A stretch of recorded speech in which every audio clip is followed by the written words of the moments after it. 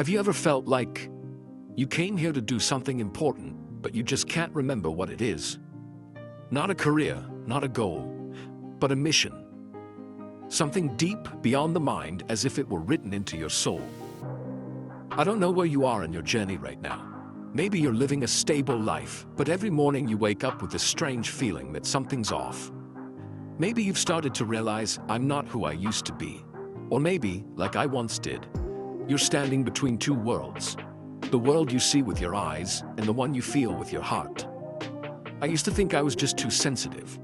But then the dreams came, vivid, like memories.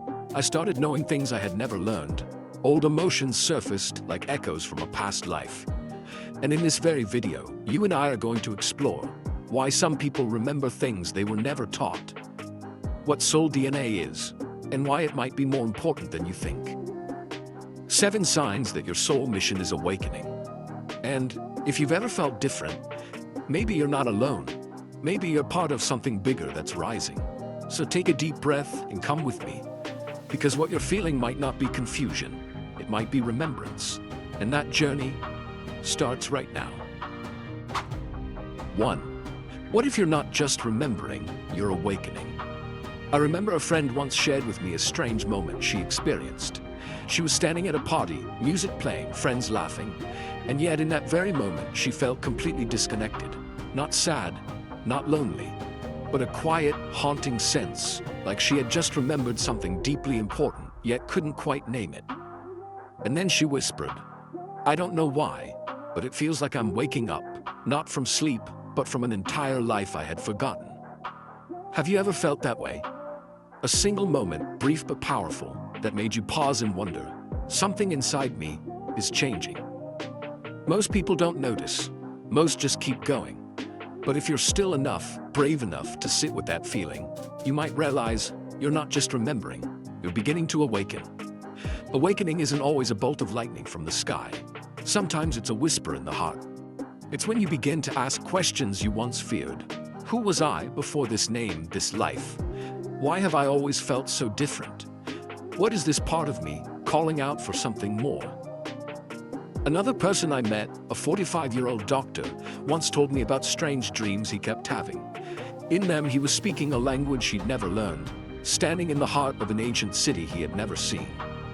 And when he woke up, there was a deep ache in his chest, as if he had just left something incredibly familiar behind. Months later, while on a trip to Egypt, he broke down in tears in front of an ancient temple. He didn't know why, but he knew. I've been here before, I belonged here once. Awakening doesn't always arrive with alarms. Sometimes it comes as a dream, a glance, a quiet feeling that won't leave. And if you've started to hear those subtle signs, maybe, just maybe, your soul is trying to say, thank you for finally listening. So what if memory doesn't only live in your brain? What if some memories are etched into something deeper, a soul memory, written long before you were born? In the next section, we'll explore exactly that. The 2 types of memory that live within you, and why soul memory might be the key to unlocking your true mission in this lifetime. 2. Soul memory versus brain memory, 2 types of knowing. There's a kind of knowing that comes from books, from school, from life experience. We call this brain memory. The collection of information you've gathered over time. But then there's another kind of knowing, one that doesn't come from anything you've learned. It doesn't need to be explained because you already know it, even if you can't say how. It's the kind of knowing that brings tears to your eyes when you hear an ancient melody, even though you've never heard it before. It's the strange familiarity you feel when your feet touch the soil of a foreign land. It's the quiet nudge in your gut telling you not to take that road, even when nothing seems wrong. This is soul memory. While brain memory stores knowledge from this lifetime, soul memory is a timeless reservoir of wisdom, collected across lifetimes, dimensions, and worlds. It isn't bound by language, logic, or time. It simply resonates within you, a deep vibration that feels like truth. I'm reminded of the story of James Leininger, a young boy from the US. At just 2 years old, he began speaking vividly about aerial battles over the Pacific. With the clarity of a seasoned World War II pilot, he named aircraft, air bases, even fellow soldiers. At first, his parents thought it was just imagination. But after research, every detail was accurate. James even recalled his name from a past life. James Houston Jr., a US pilot who died in 1945. That knowledge wasn't found in a book. It was carried in his soul. There are things you know, not because you learned them, but because you've lived them. Because you've loved before. You've lost. You've promised. And all of that still lives within you, like seeds, waiting for the right moment to bloom. And you know what? When a person begins to awaken, those soul memories, those seeds begin to stir. They call you home. Not through words, but through feelings, visions, dreams, intuition, like a map of light hidden deep within you. So what exactly is inside that map? What is waiting to be remembered when your soul DNA is activated?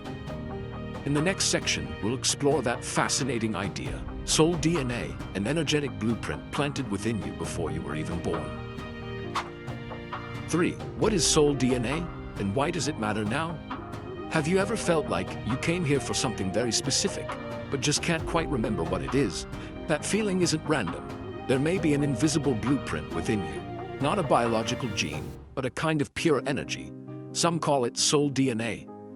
If physical DNA determines your eye color, height, and genetic traits, soul DNA holds your spiritual essence, your gifts, your lessons, and even the mission you chose before you were born. It carries memories from past lives, talents you were never taught, emotions that transcend time, and the path your soul longs to walk in this lifetime. I remember my friend Mira, just an ordinary mom living a quiet life. Until one day, during a deep meditation, she suddenly saw a strange symbol appear in her mind's eye. She drew it out, having no idea what it meant. Weeks later, while attending a healing circle with a spiritual guide from Hawaii, she was told, "This is a healing symbol from Lemuria, an ancient civilization. You were there once." From that moment, Mira began to recall vivid memories of healing through sound and light, of songs she had never learned, but somehow remembered. She didn't learn those things. She was simply remembering, because it was all encoded in her soul DNA. You see, in many ancient civilizations, Egypt, Atlantis, Lemuria, it was believed that every soul carries a unique energetic code. When you incarnate into physical life, that code gets temporarily sealed, so you can experience, learn, and exercise free will. But at a certain moment, when your soul is ready, that code begins to activate. You don't need to become the light, you already are the light. The only thing you need to do is clear away the dust of time so that light can shine again. And you know what? Now, in this very moment, is when that light is awakening in so many people. Souls across the planet are beginning to vibrate with the frequency of truth, and maybe you are one of them. So how can you tell when your soul DNA is being activated? How do you know you're not just changing but coming back to who you truly are? In the next section, we'll explore 7 clear signs that your soul is entering the awakening phase. Subtle signals, but if you listen, you'll realize the journey has already begun. 4. 7 signs your soul DNA is being activated. 1. You dream of places you've never been, yet they feel strangely familiar. Maybe it's an ancient city, a distant planet, or a golden-lit temple.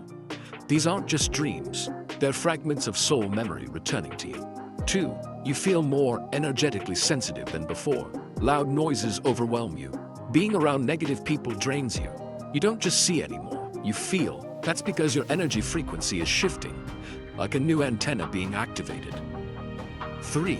Your intuition becomes unusually strong. You just know things before they happen. You meet someone for the first time but instantly feel they have a role in your journey. This isn't luck, it's your soul GPS turning on. 4. You start seeing repeating number patterns. 1111, 222, 333. The universe speaks in symbols. These numbers are messages. You're on the right path. Keep going. 5. You feel a deep pull towards something sacred. Spirituality no longer feels abstract. You're drawn to meditation, ancient texts, lost civilizations. It's as if something is calling you home. 6. You begin sensing light or energy in your hands. Many energy healers describe a warm, pulsing sensation in their palms. It's your soul DNA reconnecting you with healing abilities from past lifetimes. 7. You no longer fear being alone. You start to cherish it. Because in the quiet, you hear your soul the clearest. Loneliness no longer feels like emptiness, but like a gateway inward.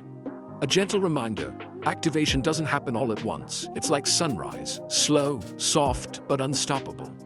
So if you're experiencing one or more of these signs, know this: you're not lost, you're coming home to yourself. But what happens when the awakening journey doesn't feel magical?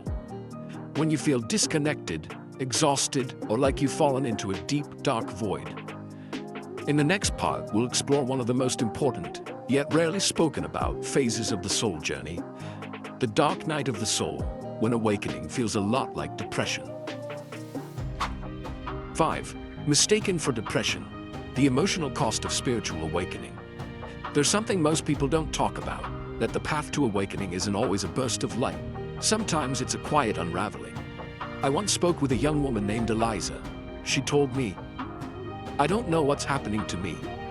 I used to be so upbeat, outgoing, but lately I just want to be alone. I cry without knowing why. The things I used to love suddenly feel meaningless." She thought she was falling into depression. But what was really happening was the gentle dismantling of all the layers she had built to appear normal. And when those layers began to fall away, she started seeing herself clearly for the very first time. In the spiritual journey, there's a concept known as the dark night of the soul. It's the phase where your soul begins to rise, and everything false begins to collapse. You lose interest in small talk. The goals you once chased feel empty. You feel tired, hollow, and you start asking, who am I, if I'm not the roles I've always played? It's like standing in a dark room after the lights go out. You can't see your way, but maybe that's when your inner eyes are just beginning to open. I remember going through it myself. There was a time I woke up every morning with a heavy heart. I didn't want to do anything. No one seemed to understand me, and I started wondering, is something wrong with me? But then in the stillness, I heard a quiet voice, not loud, not clear, but gentle. This isn't the end, it's the beginning. Sometimes what feels like falling apart is really just the shedding of what no longer fits, the breaking away of the old, so what's real can finally bloom. It's not depression, it's not failure. It's the moment you start living authentically. If you're in the middle of your own dark night of the soul, please know, you are not alone, you are not broken, you are becoming. And sometimes it's right there in the darkness that you begin to glimpse something mysterious, yet deeply familiar. Something calling you home to who you truly are. And that's exactly what we'll explore in the next section. Carl Jung, Atlantis and Soul Blueprints. Why none of this is as imaginary as it seems. 6. Carl Jung, Atlantis and Soul Blueprints. Why this isn't just woo-woo. Here's something fascinating. Many people are beginning to awaken, yet they're afraid to speak up, afraid they'll be seen as delusional, afraid someone will say they've gone off the deep end, afraid of being labeled as someone who believes in things that aren't real. But are they really not real? Let's start with Carl Jung, the legendary psychologist and once trusted student of Freud. Jung didn't just study modern human behavior. He explored the depths of what he called the collective unconscious, a vast inner realm where symbols and archetypes live, carried by every soul across time. He believed that deep within all of us are ancient templates, the teacher, the child, the seeker, the hero. These aren't learned from society, they precede society. They are soul memories encoded before birth. Jung was touching the edges of soul memory through the language of spiritual science. Then there's Matías de Stefano, a young man from Argentina. At the age of 10, Matías began describing, in extraordinary detail, the architecture, energy systems, and social structures of Atlantis, a civilization still considered myth by mainstream history. He spoke of crystal towers, vibrational healing, and how Atlantean society functioned, all without reading a single book on the topic. When asked how he knew these things, Matías simply smiled, "I didn't learn them, I'm just remembering." And let's not forget Edgar Cayce, often called the sleeping prophet. In deep trance states, he diagnosed thousands of medical conditions and described people's past lives with uncanny accuracy, many of which were later verified. Cayce was one of the first to introduce the concept of a soul blueprint, the idea that each of us is born with a spiritual map, a unique path filled with gifts, lessons, and a mission to fulfill in this lifetime. So if you've ever felt different, if you've had a deep knowing that you can't explain, If something inside whispers that you're here for a bigger reason, you're not crazy, you're awakening. Truth doesn't always need to be proven. Sometimes it only needs to be felt. And these experiences, now being shared by millions of people, are all telling the same story. Today, modern science is beginning to catch up with what ancient wisdom has always known. That consciousness isn't confined to the brain, that knowledge isn't only found in books, and that within you is an ancient navigation system, just waiting to be awakened and followed. And the beautiful part, you're not the only one feeling this. Across the globe, millions of souls are starting to vibrate together. So what's really happening? Why are so many awakening now? That's what we'll explore in the next section. You're not alone. Why so many are awakening now? 7. You're not alone. Why so many are awakening? Now, have you ever noticed that you're not the only one going through something strange? There are people halfway across the world having the same kinds of vivid dreams, hearing the same quiet calling from within, asking the same question, why am I here? It's not random. This isn't just about a few isolated individuals. It's a wave, a collective awakening happening across the planet. Spiritual teachers call it the Great Shift, a time when Earth's frequency is changing. When humanity is beginning to move away from fear, control, and materialism, and returning to awareness, love, and light. For the first time in modern history, we're seeing massive change. People leaving safe jobs to pursue their soul mission. Moving from religious belief to inner spiritual experience. Leaving the noise of the city to live closer to nature. Letting go of who they were supposed to be, to become who they really are. I remember one woman from California. She had been a high-powered lawyer earning 6 figures. Then one night, after a vivid dream, she gave it all up and moved to a wooden cabin in the forest. No one understood. Her family objected, but she simply smiled and said, "I'm not running away. I'm coming home." Why now? Because the planet needs your light. We're at a tipping point, a moment in time when your soul's awakening isn't just a personal journey, it's part of a larger picture, a missing piece the world can't complete without you. If you feel like you're changing, if you sense "I'm not who I used to be," please know this, you are on the right path, and you are not alone. Every soul that awakens becomes a small flame, but together, we are lighting a new dawn. Still, even on this sacred path, there are challenges. Because as you begin to remember who you are, it's easy to get lost in spiritual illusions or stray from your soul's true direction. In the next part, I'll share some of the most common mistakes people make during spiritual awakening and how to stay grounded in your own inner truth. Let's keep going. Into part 8. Mistakes to avoid when your soul awakens. 8. Mistakes to avoid when your soul awakens. When your awakening begins, everything can feel bright, magical, and full of inspiration. But just like any journey, there are detours that can lead you off course. Here are some common mistakes many people make when their soul first begins to awaken. 1. Searching for answers outside instead of within.